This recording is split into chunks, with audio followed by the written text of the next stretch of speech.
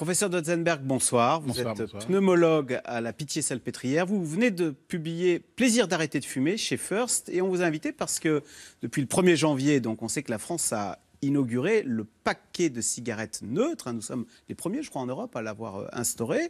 On va voir des images épouvantables donc, qui recouvrent désormais tous les paquets de cigarettes. Mais on vient d'avoir les chiffres. Et la grosse déception, c'est que la consommation de tabac n'a pas baissé en France, malgré l'introduction de ces paquets neutres, plus 1,4% sur les 3 premiers mois de l'année. Et la consommation a même augmenté de 4,5% pour le seul mois de mars. Alors, professeur, ça ne marche pas, les paquets neutres? D'abord, le paquet neutre, les images sont les mêmes dans tous les pays européens. Ce qui est neutre, c'est qu'il n'y a plus les logos des marques et qu'on a un verre cacadois, un paquet moche pour un produit moche. En ce qui concerne les ventes, il faut voir les ventes sur plusieurs mois. Sur 3 mois, on est à plus 1,4%. Par rapport à l'an dernier? Par rapport à l'an dernier, mais non pas de vente, mais de distribution aux buralistes. Et en même temps, les buralistes ont envoyé 150 millions de cigarettes qui étaient dans des paquets pas neutres aux fournisseurs. Donc on est à peu près à l'étal pour les cigarettes, et il ne faut pas regarder les choses centimètre par centimètre. En revanche, il n'y a pas de baisse de la consommation, c'est clair, mais ce n'était pas attendu. On nous disait que ça allait effrayer le consommateur.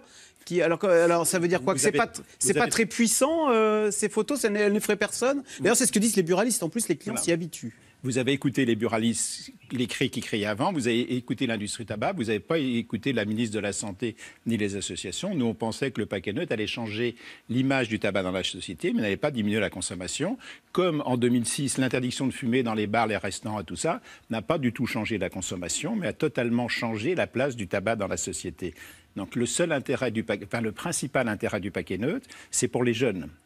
Alors, pour les jeunes, est-ce que les jeunes, leur montrer des images de maladies, est-ce que ça a été pris sur eux? Parce qu'on dit souvent que les jeunes, pour eux, les maladies liées au tabac, c'est tellement lointain qu'au fond, souvent, ils sont plus sensibles à des arguments parfois très bêtes, comme la cigarette donne mauvaise haleine. Ça a peut-être plus d'impact sur eux que la perspective d'une maladie épouvantable. Alors, les images, ce n'est pas le paquet neutre, c'est la directive européenne. Dans tous les pays européens, il y a les mêmes images.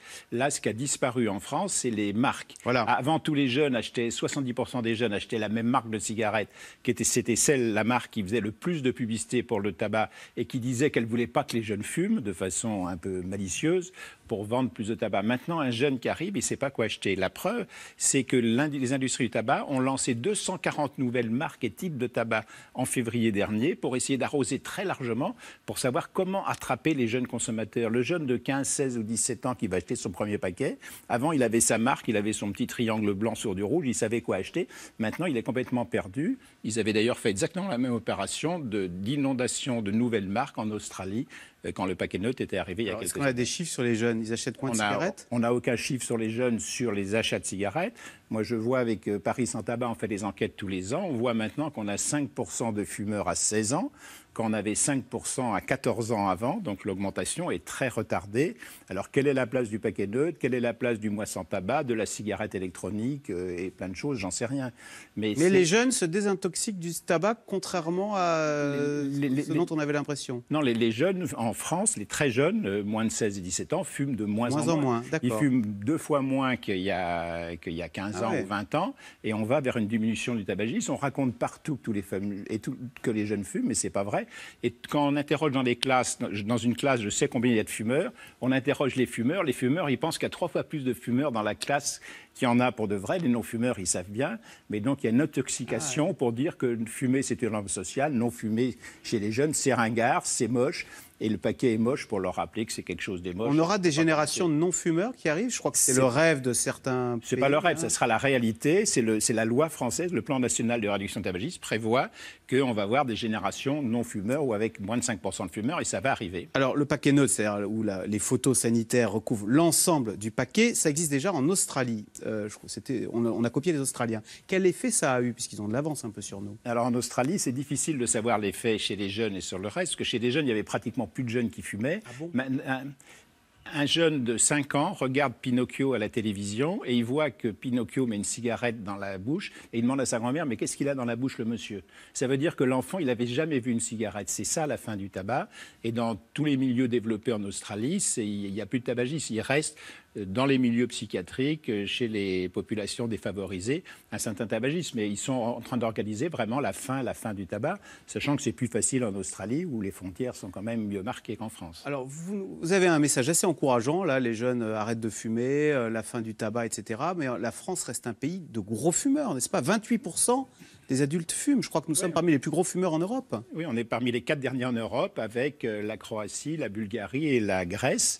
Clairement, on a des bonnes lois par les lobbies du tabac. En France, on a un réseau de vente du tabac qui est organisé. La Cour des comptes dénonce ce réseau en disant que ce réseau organisé qui a touché des milliards d'euros pour faire normalement de la santé publique, en fait, l'utilise à son profit. Et d'ailleurs, c'est pas parce qu'il y a des buralistes que les gens fument. Les gens sont c'est parce qu'il y a des buralistes qui a une influence sur le Premier ministre et sur l'Élysée, un lobby du tabac forcené qui est rendu impossible dans tous les autres pays, parce que l'industrie du tabac elle-même ne peut pas exercer ses lobbies. Les buralistes sont toujours crédibles. Quelles mesures fortes faudrait-il prendre pour faire baisser ce chiffre de 28%? Le nouveau président de la République, il dit « Je déclare la guerre au tabac », comme Jacques Chirac l'a fait, 1 800 000 fumeurs de moins dans l'année. C'est un beau succès. Deuxièmement, il augmente le prix du tabac, et 8 euros, et 9 euros, et 10 euros, 3 fois 1 euro. La France est déjà l'un des pays où le tabac est où le paquet est le plus cher, 7 euros. D'ailleurs, ce qui nourrit tout un trafic de cigarettes en Europe. Il y a très peu de trafic en Europe. Il y a des achats transfrontaliers qui sont importants. C'est bien la preuve que c'est plus cher en France qu'en Belgique. Oui, mais comme les gens vont acheter l'essence, les Belges vont acheter l'essence d'un côté de l'autre de la frontière et les produits d'un autre côté de la frontière. C'est sûr qu'on est en Europe et les frontières sont ouvertes. Mais les gens ne vont pas acheter les cigarettes en Pologne où elles sont encore beaucoup moins chères qu'en France. Par contre, elles sont toutes fabriquées en Pologne parce que les cigarettiers, voulant gagner beaucoup d'argent, ont éliminé toutes les usines françaises et les font à l'étranger. Les buralistes qui veulent devenir cigarettiers eux-mêmes sont obligés de faire fabriquer leurs cigarettes en Bulgarie avec une feuille de tabac français, une tonne de tabac bulgare. Ces photos, il va y avoir de nouvelles photos d'ailleurs qui vont apparaître justement parce que les gens s'y habituent. Donc des photos qui vont dire que fumer provoque 9 cancers du poumon sur 10. Est-ce qu'il y a un addictologue ce matin dans Le Parisien qui disait « Elles sont tellement violentes qu'elles provoquent le rejet ». Est-ce qu'il n'y a pas un peu de vrai là-dedans? Non, mais je dis ça parce que vous-même, pour inciter les gens à fumer, je reprends le titre de votre livre, « Le plaisir d'arrêter de fumer ». Vous avez un discours, et vous voyez, vous mettez une petite image sympathique, vous avez un discours beaucoup moins anxiogène que ces photos. Non, mais un fumeur qui fume son paquet, le paquet soit rouge, noir, vert, avec des photos, pas de photos, il fumera pareil. Quand on est drogué, qu'on veut sa drogue le matin au réveil, si avant le café le matin on n'a pas sa cigarette, on casse tout, on prend sa voiture, donc ça change strictement rien. Ça change uniquement pour l'initiation du tabagisme. Pour les jeunes fumeurs, les learners ou les pré-smokers, comme disait l'industrie du tabac, les non-fumeurs, l'industrie du tabac dans ses documents les appelle les pré-fumeurs.